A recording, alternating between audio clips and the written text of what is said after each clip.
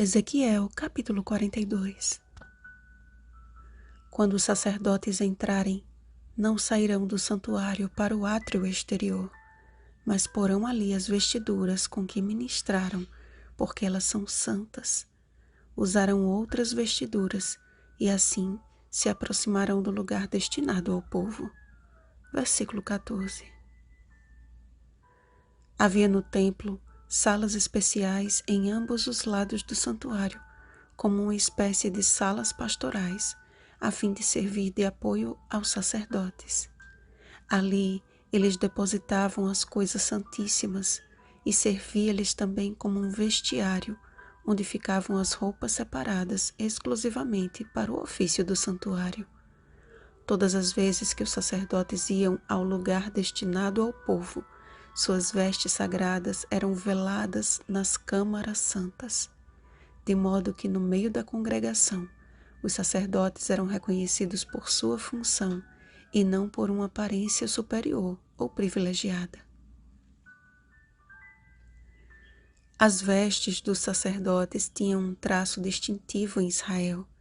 Principalmente na vestimenta do sumo sacerdote, encontramos símbolos que apontam para a responsabilidade pública de sua função e para o ministério sacerdotal de Cristo.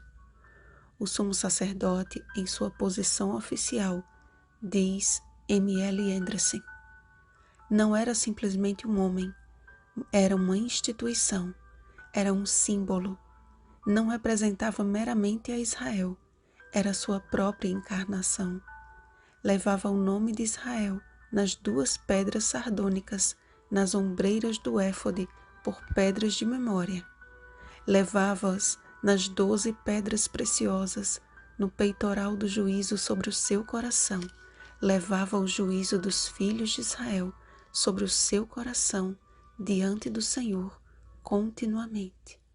Êxodo capítulo 28, versículo 30. Assim, levava Israel tanto sobre os ombros como sobre o coração. O caráter representativo do sumo sacerdote deve ser salientado. Adão era o representante do homem.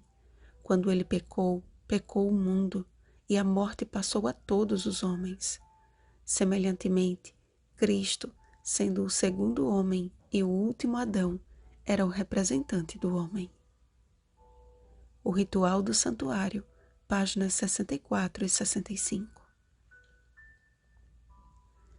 Deixando as vestiduras santas de sua morada celeste, Jesus veio aos átrios deste mundo como nosso semelhante. Não era sua aparência ou as roupas que vestia que o caracterizava como o desejado de todas as nações, e sim a natureza de sua missão. Era do lugar destinado ao povo que irradiava a luz de suas palavras, iluminando a todos quantos a ele se achegavam, com a santa convicção de que estavam perante o seu Redentor. As madrugadas eram as câmaras santas de seu encontro com o Pai, e os montes e jardins, o lugar santo de sua comunhão diária com Ele.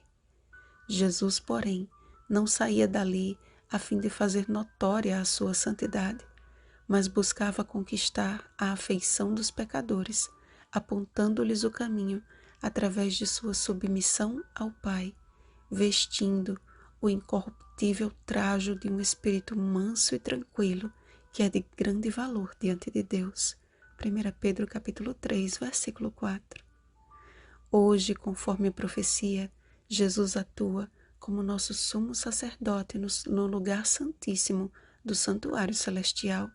Hebreus capítulo 8, versículos 1 e 2.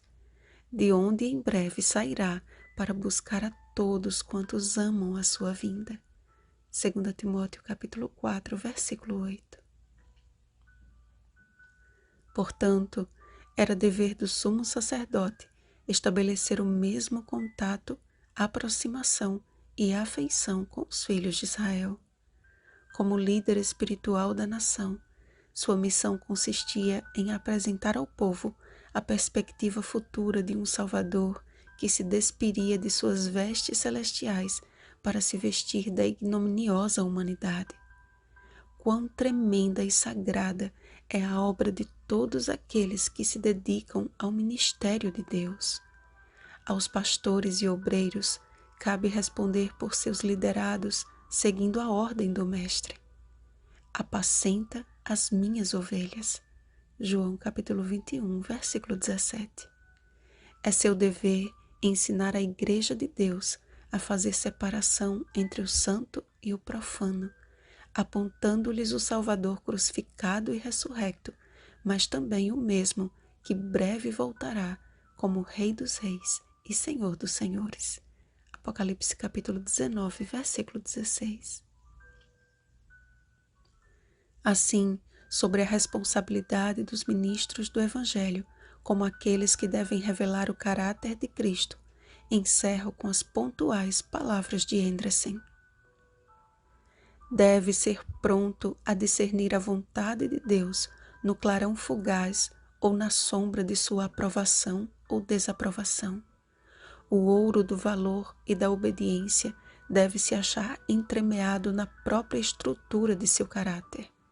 No semblante, no vestuário e no coração, cumpre-lhe refletir a pureza, a paz e amor de Deus. Ele tem de ser submisso pronto a deixar que Deus faça como lhe apraz, e esquecer o próprio eu e pensar nos outros, não se eximindo a pesadas cargas. Cumpre-lhe ter de contínuo em mente que o bem-estar e a felicidade de outros dele depende, que cada ato seu, em virtude de seu caráter público e oficial, é de vasta significação. Ao contemplar o verdadeiro ministro, a responsabilidade que sobre ele impende, bem como as consequências que adviriam de um fracasso ou falta sua, pode bem exclamar: para essas coisas, quem é idôneo? O Ritual do Santuário, página 71. Vigiemos e oremos. Um bom dia especial a todos os ministros do Evangelho. Rosana Garcia Barros.